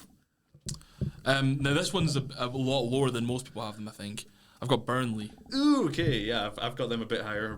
Yeah. So we can talk about who I have in 15th is also Everton. Okay. So I envisage them also being in the relegation battle. like in that. Yeah, that's just above a good as well. that's a good call for a relegation vote. Yeah. Yeah, but I mean, yeah, they were obviously they brought in Sean Dyche last season, which was to kind of save them from Lampard. But even under Dyche, they improved a tiny bit, but like they only still survived by the skin of their teeth, and they didn't really like they added what's his name Danjuma Oh yeah. yeah, but like, it's not like they really rejuvenated the talent within the squad. Yeah, and So, just that whole club is just a mess from top to bottom. The ownership, the managers, the fans hate everyone. It's just like an absolute dumpster fire of a club right now. Yeah, so. bad vibes. And so I guess you hope like the people like Dominic Calvert-Lewin and Pickford, they kind of reestablish that form they had before. In a way, they're like enough. In a way, they're like the anti-Luton. Like they've got a pretty decent squad, but zero vibes. Yeah, I was wondering if it wasn't Everton, would I have them like being more close to the relegation zone? Like, but yeah, I think they'll. What do you mean? Like if it was that squad in a different team? Yeah. I was wondering about that, but I still have them pretty low, so yeah, they'll be not a good season for Everton. Basically, Merseyside is red. Did you want a word on Burnley then as well? No, I've got them a bit higher, so we'll save that. Well, because I put them there. I mean. Yeah, we were speaking about them on you. Okay, yeah. Okay. So anyway, yeah, let's just move on to 14th. Who do you have in 14th? Fulham. Okay, I have them in a spot higher. So I have Crystal Palace in 14th, but let's talk about Fulham because I have them in 13th as well. So I guess we're both pretty similar there. We envisage them having a slight decline, but staying mostly steady. Yeah, I think they have they sold Mitrovic yet? No, they I think they declined the transfer, and now he's having a bit of a strop because he wanted to leave. So it looks like he's going to stay though. As of now, sure, but he's not pleased about it. That's why I was kind of factored in the fact that it's not fully like guaranteed. Well, based on if he stays and how he reacts to staying, I may actually knock them up a spot. I'm not sure. Yeah, it's too late. Yeah, well, it's locked in now. But it doesn't seem like they've got much better or much worse. Raul Jimenez is a fine signing, I guess. Yeah, he's not been great the past few seasons, and I do worry about Fulham if they do lose Mitrovic and have to rely on him. That is a bit worrying. I mean, if they have to, then I'm pretty firmly in 14th if they lose Mitrovic. But not much to say about them really. All right, so who do you have in 13th? Crystal Palace. Okay, so just yeah, those two swap places. those. Yeah, I mean another fine, steady, uninspiring season. They got Roy Hodgson back in. He'll be fine enough. They lost Zaha, but they've still got enough. They've managed to retain enough of the talent in the squad that It'll be interesting to see how the loss of Zaha impacts them because I mean he's been their guy for so long now, and that's a big loss in that sense because that's who they built their entire squad around essentially. Yeah, for sure. So we'll see how that impacts them. But I really like Palace. I think they've got a lot of really solid players. Eze. Blanking on who else. Olise is a great one as well. So I think if they manage to click, they can do pretty well. Yeah, but yeah, I think again, not really in relegation, not really in contention for relegation, but not in contention to do anything more than being safe in the Premier League again, which I guess is what they're going for. I'll go first in 12th because I have Burnley in 12th place. Okay. So we can talk about them now. You have them a bit lower than maybe some people, and you want to discuss why you put them there? Again, I'm not like an avid watcher of the Championship or anything, so I can't say that I'm really familiar with them. But I think they've been out. How long have they been out of the Premier League? Just 2 years, is it? Yeah, just a few, not too long. I can't remember the exact term. I just think there's a big difference between the Championship and the Prem, and they'll get a shock because a lot of these players haven't played in the Prem, and from the highlights I've watched, they're not necessarily as good as everyone's making them out. People are making them out like they're playing Pep football. Do you know what I mean? Like, oh, this beautiful football company's playing. It's good for a Championship team. It's probably because of the company connection as well. Yeah, so he's probably sharing like some principles. I guess I've pushed them a bit higher because they did absolutely dominate the Championship. They only had like 3 losses over 100 points, and they're only like one of like 7 or 6 teams to do that. And like in history, when the teams have been that dominant in the Championship, they have then gone on to finished Is that decently true? high. Fair enough. In the Premier League. Well, clearly obviously. you've done your research more than me. Yeah, a little tiny bit, but obviously that doesn't mean that they're gonna necessarily follow the same Bear in trend. mind as well, I had them in 15th and out of the relegation battle. So Yeah, I don't think they're going to have a bad season. I think they'll be comfortably up. Yeah, I just don't think they'll, destroy it like everyone's talking about. Yeah, and I think they would probably, they'd definitely be happy with that, just staying up and being safe, reestablish that. But I don't know, I trust, have faith in Company. He's shown to be quite a competent manager. He had a decent run at Anderlecht, even though he's kind of thrown under the bus there and they fell off after they sacked him. And obviously he's turned around Burnley to be absolutely dominant in only a couple of seasons, so I kind of believe in that. And then, they were so dominant again in the Championship. Yeah, it'll be an interesting And they didn't one, really, and it's not like they lost to anyone too major, maybe like a few lone players, but they've maintained the core of the squad. And they just signed Sander Berge, apparently. Yeah, exactly. That's a great signing. Sheffield United, more in the dirt. Was it from Sheffield? Yeah. Yeah, I forgot where he actually played, but yeah, that's interesting. So, so that should be an interesting season for them, at least. I'm interested to see how they acclimatise. Let's go to 11th. You go first. Well, I haven't said my 12th yet. Oh, yeah, sorry. Yes, it's 12th, yeah. Nottingham Forest. Okay, interesting. Sure, you're wondering when that was going to pop up? Yeah, I kind of forgot about them. I just, in my mind, you'd already said them. Why are you so high on them? I don't know. I've just got a weird feeling about them this season. It's a weird gut feeling. In the gut, right? Okay. I don't know if you watched any of the under 21 Euros. No. I watched a few of the highlights, and Morgan Gibbs-White really impressed me. He looks like a serious player. I mean, he was for them last season, but I think he's going to take a step up this year. And I don't know. They've got a good squad. Do you know what I mean? I think they made 20 signings in the last couple of years. Something ridiculous. Like it was an entire squad refresh. Yeah, I think it was like almost more than a squad. It was like 30 within like that season or something. Yeah, like, it was whatever it was. It was ridiculous numbers. But I think when they start to click, and it's been long enough that that process might start happening now. I think they could be pretty decent. So I've got them in 12th. Yeah, I guess. I don't know. I just don't feel comfortable in their defense. They were very leaky defensively last season, and it doesn't seem like they've done too much to really firm that up. I think just another year of the defense playing with each other and gelling will help that. Yeah, possibly. I mean, it's a big In fact, I think the fact that they've not had any new signings in that department is probably a good thing. Yeah, probably. Probably should just fucking stop signing players for a second and just play together. Kanan, sense of more. Go on. It would be interesting to see who's more right there. I think most people will probably have them a bit lower, so it'll be interesting to see. Yeah. I know that's an anomaly. You've called that right. Okay, go with your 11th now. 11th. West Ham. West Ham as well. Okay, interesting. Now, we've got it higher than most people. Most people don't have them that high. Yeah, I guess it's interesting because, if you look at it, they were uninspiring last season, and then they sold their best player. So I can understand why. And maybe about to lose Paqueta to City as well. Exactly. Yeah, obviously we can't fully factor that in. We don't know if that's happening yet. But, I don't know. I guess I'm kind of a David Moyes apologist, so I kind of have them higher. Yeah, I quite like Moyes. On that and here they just signed Alvarez from Ajax. Yeah. It's a good signing, good race replacement. Big Harry Maguire, who I know is a meme at Man United. Is that confirmed, yeah? It seems like it's going to happen. I'm not sure it's quite confirmed yet. That'll be an interesting While one. he's kind of a meme at Man United, I think he kind of fits, I think that step down, he kind of Brexit ball. himself.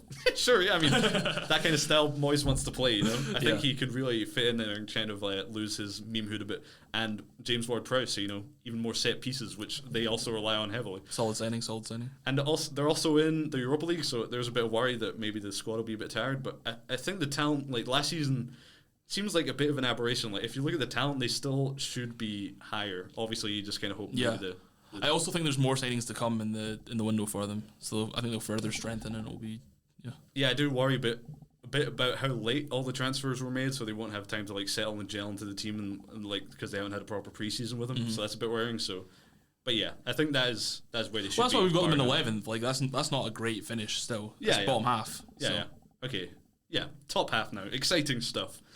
Who've got 10th? I was about to go. Oh, you're about to say the same thing as me. Brentford. Brentford in 10th. Okay. Yeah, I'm interested. It's interesting how kind of similar we are for a lot of these. I thought we might be a bit more different. But yeah, Brentford are an interesting one. Obviously, they've lost David Raya to Arsenal, and Big Ivan Toney's out for being a naughty boy and gambling. Till January, right? Yeah, he comes back in the middle of January. So even with those, why have you put them in 10th place?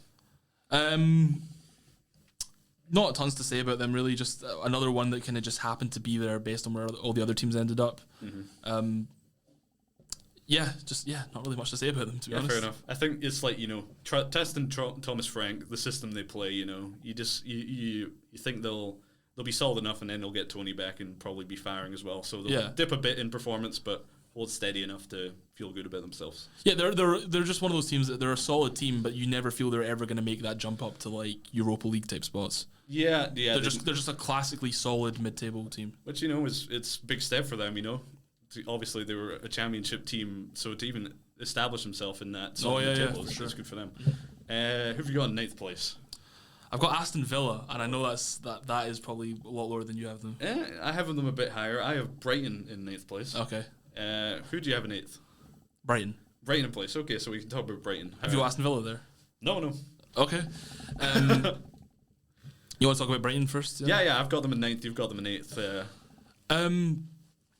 They're one of those teams that can sell their best players and somehow be even better off for it. Do you know what I mean? Their transfer policy is like second to none. Yeah, they've just got these players that you've never heard of, and then they become stars. Matoma, like in Cisco, even people from the academy like Evan Ferguson. Yeah, and even Dav, And I think they're going to take off this year again. I think João Pedro is going to be great for them. Mm-hmm. I think Matoma is going to step it up again this year.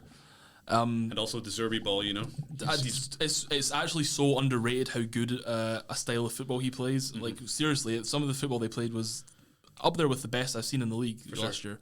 And if it wasn't for how good the other teams were, I'd have them higher. It's just they just happen to be that low because of how good the other teams are above them. Mm-hmm.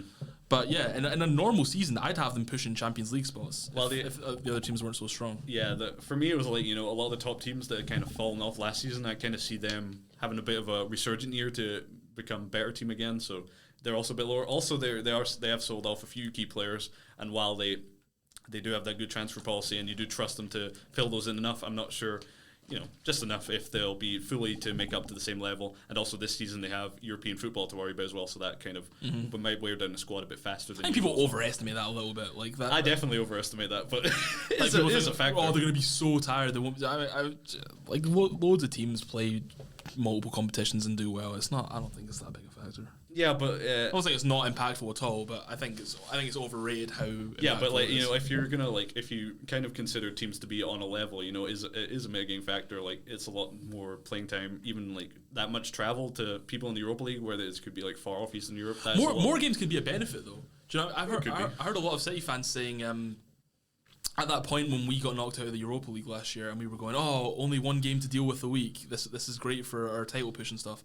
A lot of City fans were going, no, you want more games at this stage because the mental block of losing a game and then having to wait a whole another week to correct it takes such a toll on you mentally that it can impact you more than just the tiredness of an extra game. And I can see that being true. Do you know what I mean? So, yeah, but if you're... Yeah, that is true. It's probably better to keep winning in the Europa League, but then you also have more tiredness. So it's kind of like there is factors you have to consider either way it goes. Whereas if you're just not in Europe at all and there's nothing to lose, you just focus mainly on the league. I think it can be a factor. Anyway, so yeah, let's move on to who I have in 8th, and I'm shocked you have them higher. I have Spurs in 8th place. Mm-hmm. I thought that's a bit of pandering, Love me, Arsenal. Trust me, I'd love to have them in the relegation zone. Right? Okay. Just gotta keep it real. All right, so I guess we'll keep going to who do you have in 7th? Then? Spurs. Okay, right. So they have them there. I have them in 8th. You have them in 7th. Mm-hmm. So kind of the Harry Kane thing is interesting to consider because it could go either way. You don't really know. It could hang over the season as well. And what do you think about Postecoglou? Is that how you say it? Postecoglou. Ante. Just call him Ante. Ange. Ange. Fuck. Ange. Just call him Ange. Big Ange. What do you think about Ange? What do you think about that appointment? Because I think it's a good appointment for them. They've tried the big personality managers, Conte, Mourinho. It's not worked out. So, and they've tried the no-name managers, and that's also not worked out. So there's really nothing left to do apart from just keep trying things and hoping they somehow do work out. They're a club in the mud. Do you know what I mean? So I don't know what else to say. It's a decent appointment, I suppose. I think he plays pretty good football. I've watched quite a bit of his Celtic team, and they play good football. So yeah, I guess it's more of a cultural fit maybe in that sense. I do worry.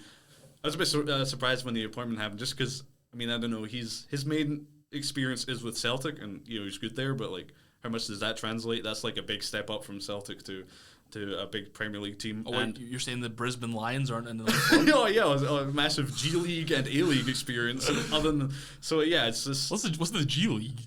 the Japanese league. I thought the J League. J League, yeah, J, I guess. Yeah, all right, Jesus, I don't know what you meant. grammar police, all right. It's like, was this the Ghanaian League? What is that? It's the G League.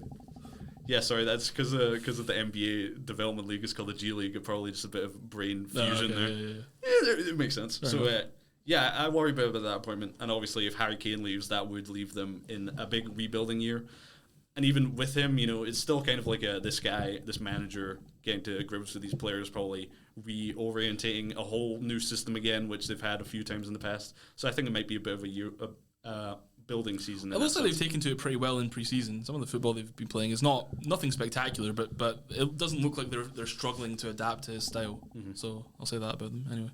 All right, so either way, neither of us see them pushing for those Europa League. I see them pushing for it. I don't think they'll get them. Yeah. But I can see them pushing for it definitely. All right, so I'll go next. You had the Spurs in 7th. I have Aston Villa in 7th. So okay. Yeah, I mean, what's to say? Emery, when he came over Aston Villa, they were super great last season, defensively solid. You know, I kind of see them as like, I kind of see Emery and Aston Villa as kind of like the new Moyes and Everton. I feel like they'll. Whatever Emery loves to do is take one of those like mid-table teams, push them up to those just outside the Champions League places, and winning a European trophy. So I imagine they'll get 7th and they'll win the Europa Conference League. Is my prediction for Aston Villa. Wow. Okay. I can see them winning the Conference League. That's very doable for them. My problem with them is there's so many big signings that have come in, and there's so much pressure on them. I think they'll crumble under it. It actually reminds me of what Villa did a couple of years ago, or maybe it was just a year ago actually, when they signed Coutinho, and there's a couple of other big signings they had in, and they just completely crumbled. The pressure was too much, and the form completely dropped off a cliff. And I can see something like that happening again a little bit. Obviously not to too much of an extent, because I've still got them like firmly in the top half. Yeah, I think Emery is a much more reliable manager than Steven Gerrard. Yeah, that's fair. Tiny bit. But we've also seen that Emery has his frailties in the Prem, a la Arsenal. Yeah, but you know, that could have just been a bad fit, or just he wasn't, you know. Maybe. The extra experience. Time will tell. Yeah. Wait, so I'm sorry, I'm confused about, before we move on, what I'm confused about, why are you mad about their signings? I'm not mad about their signings. No, why are you dubious of them? They just signed like 3 players, they seem good. They're good signings, but they bring a lot of pressure with them, and it's a squad that's not coped with that kind of pressure in the past. All right, okay. There's big expectations on them, is essentially what I'm saying. Sure. Yeah, anyway. So yeah, we both got them around the same place. I know, and I'll say as well, that's also partly to do with just the fact that the clubs above them are so good. Yeah. I mean, it's not necessarily that they'll be bad. It's just I don't think they'll be able to make up the ground. Fair enough. Let's move into the top 6 then. Europa League and Champions League spots. I'm interested to see what area range we have here. So this was I fretted over this for ages, because there was so many times where I was putting people in positions and going, I can't have them that low. It doesn't make any sense. But one of them has to. Yeah. So in 6th I had Newcastle. I had Newcastle in 6th as well. It just doesn't seem right though, because they were so good last year, and it seems insane to say that they're going to drop 2 places, especially after making good signings. But those signings bring a lot of pressure with them, you know. No, they seem more resilient to me than Villa. All right, okay. Yeah, I mean they have Champions League, and they have Champions League this season. You know, that's also a thing. And then I don't know. I don't anticipate them doing too well in the Champions League, so that could have an impact on morale. And as you said, I don't know. I just think other top teams like Newcastle got 4th last season. They were great, but also as a product of like 3 of the other top teams being really shit. And I think those top teams are going to be a bit more resurgent. So yeah, that just kind of leaves them a bit in the cold, even though they'll probably have another solid season again. Yep, I can see that. Yeah, solid. Yeah, and good signings. Yeah, as you said. Who do you have in 5th? Chelsea. Oh, fucking, we're so similar. I have Chelsea in 5th as well. Okay, yeah. I mean, yeah. Why? Why? You know, if I hadn't seen their pre-season games or some of their highlights, how much fucking pre-season are you watching, man? Jesus. What can I say? I'm a football fanatic. If I hadn't seen some of their pre-season highlights, I probably would have them lower. But they look like they're really clicking, and Mudryk looks scary. Jackson a beast. Kunku, when he comes back, Yeah, great talent. Really solid defense with Levi Colwell back in the mix as well. And if they get Caicedo, I think they'll have a really, really strong team. Yeah, and they kind of solved the problem a bit where there was just too many players and not enough time. They've done a mass exodus to kind of. And I think Poch is a really good appointment for them, manager wise. So yeah, just from like just holistically, I think they've done a good job of getting the squad where it needs to be. I just wish that wasn't the case because it was so fun watching them in the bottom half of the table. Yes, do you know what was so fun last year? Clicking on the Premier League table and having to scroll down to see where Chelsea were. Yeah, that was so fun. I loved that. I mean, yeah, part of me putting them so high is just like last season was like. It's possibly like the worst season I've ever seen from like a club that was like expected to be good. It was glorious, like, absolute like disaster on all fronts. And now, they bought in Poch. They've kind of. It seems like they've had a bit more of an organised transfer policy, and it seems like it's all kind of clicking more well. So yeah, have them pushing up for that, but still just missing because I know it's still still new managers, still a lot of new players. Have to kind of get used to that, and So it seems we've got the same top teams in the top four. I'm interested. Yeah. I feel like we're gonna have. Yeah, interesting. Who have you got in fourth? Man United. Man United in fourth. Yeah, a lot of fucking groupthink here. I swear we didn't plan on this. Why have you gone for? I think there'll be a switch up. Don't worry. Okay. Yeah. Oh yeah. Why have we gone for Man United in fourth? I think they played some really solid football last year. I think Ten Hag is. Ten Hag. 1, 2, 3, 4, 5, 6, 7, 8, 9. Ten Hag. Precisely. Is a great manager, really solid squad. Signings, interesting. I think players like Mount could swing either way for me, but their squad was good enough already that I don't think they needed a load of really big. Do you know what I mean? They're not like Chelsea who needed some real big jumps up. Mm-hmm. Just like nice additions, complementary pieces, not like a revolution. Similar to Arsenal in a sense. I think Onana is a good signing. Yeah, that's another one. De Gea, it run his course. He's kind of like left behind by the new expectations of a goalkeeper. Especially position. from like a build-up play point of view, you really hindered them passing out the back. You could tell. And if you watched again, I mean, you're gonna. If you watch their preseason games, Onana's passing out the back looked very solid. Right. So I think he'll do well for them. Yeah, solid. Ditto. They've also got Champions League to worry about, so interesting to see how that. That's mine. That's my you watch preseason. You've got Europe to worry about. Yeah. So I'm guessing that we're gonna have the same team in third, and then it'll be interesting for what the top two are. Who have you got in third? Liverpool. Yeah, Liverpool. Yep. Go on, you give me your take on them. Yeah, you've gone first a few times. I mean, they're good, aren't they?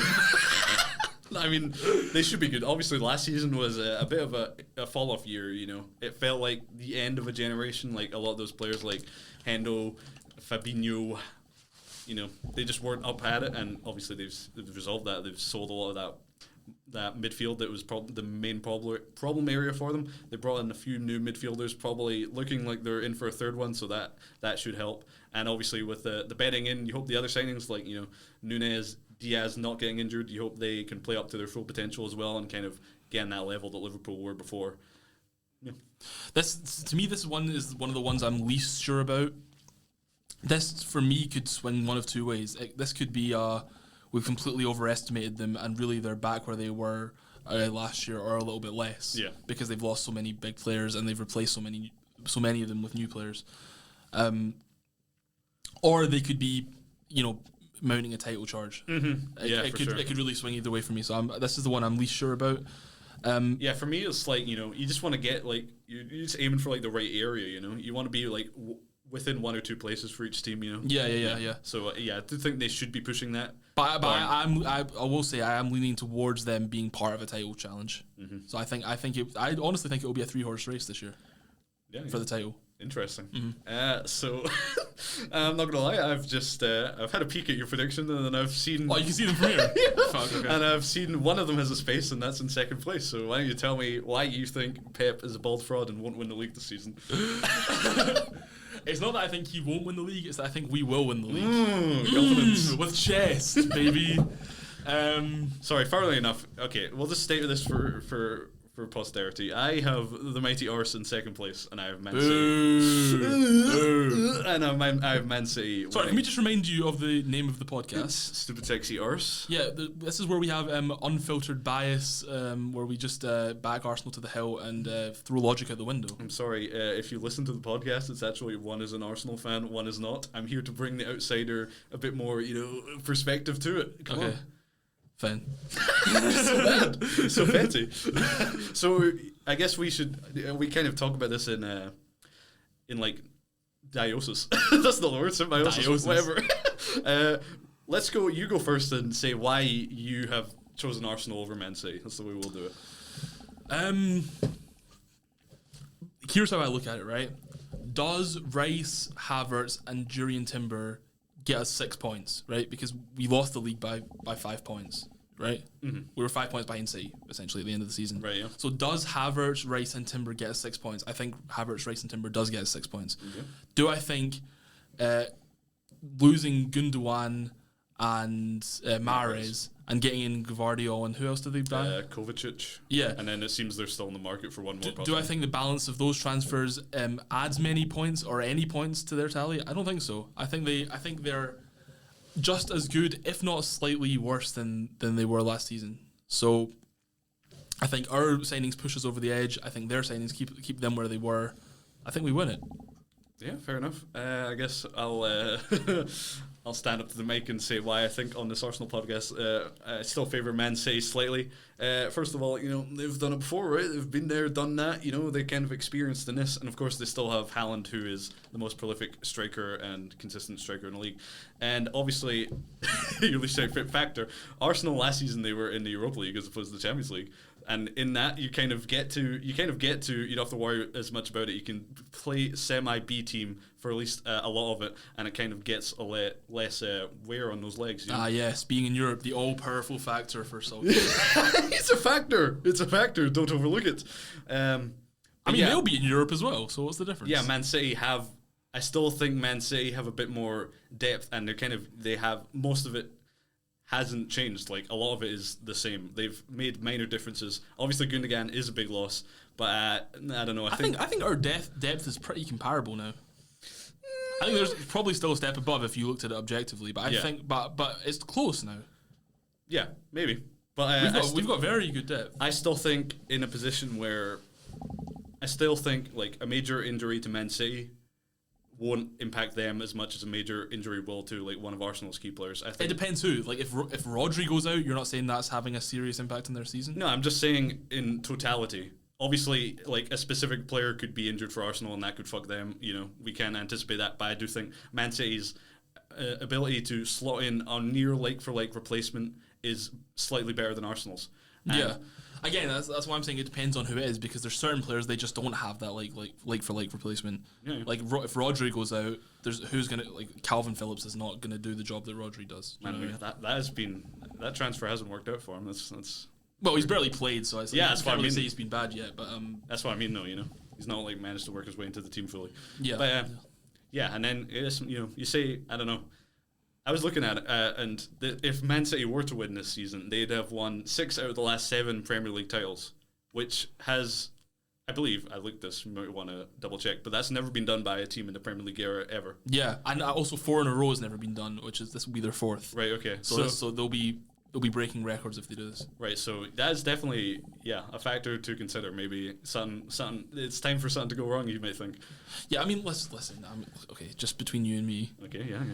If I was going to bet my life on it, would I have Arsenal first? No, I wouldn't have. I wouldn't have Arsenal first. Fraud! He's a fraud. I wouldn't have them there. You're saying my no Mr. Fraudin. But you got to have a bit of belief. Do you know what I mean? I'm back in the team.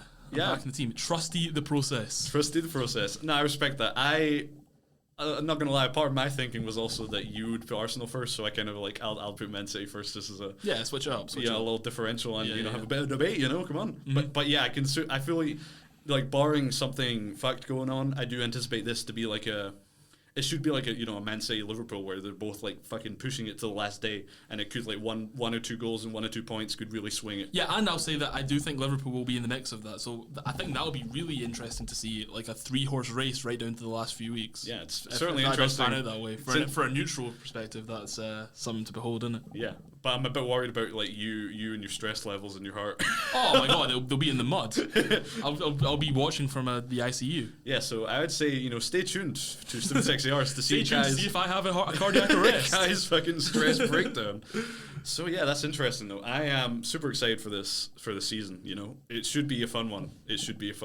Yeah, I'm pumped. Definitely. So yeah, especially for Arsenal. Don't fuck it up. Better not fuck up for my fault. So yeah, for us, that's gonna be us for our show. Yeah. Cool. Peace. It's a longer one than our first one, but we had a lot to catch up on. So yeah. See ya.